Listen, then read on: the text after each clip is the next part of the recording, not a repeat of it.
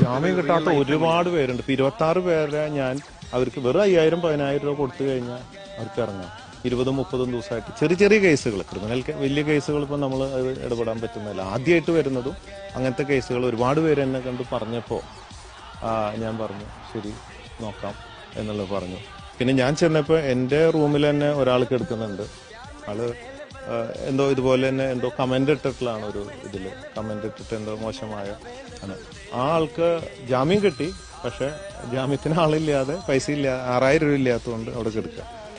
അപ്പോൾ അങ്ങനെ കുറേ പേര് എന്നപ്പോൾ നമ്മൾ അതിന് വേണ്ടിയിട്ട് നമ്മൾ ചെയ്യാൻ പറ്റുന്ന സഹായം ചെയ്യാം എന്നുള്ളത് അറിയുന്നവർക്ക് അറിയാം. ഇവിടെ മാത്രമല്ല, നമ്മൾ പല മേഖലകളിലും ചാരിറ്റി പ്രവർത്തനം നടത്തിക്കൊണ്ടിരിക്കുന്നുണ്ട് എന്ന രീതിയിൽ ഇതും ഉദ്ദേശിച്ചു അർഹിക്കുന്നതാണെന്ന് തോന്നി.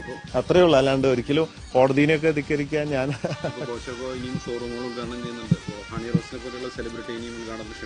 തീർച്ചയായിട്ടും എൻ്റെ ഉദ്ദേശം അന്ന് ഇന്നൊക്കെ വിളിക്കുന്നു.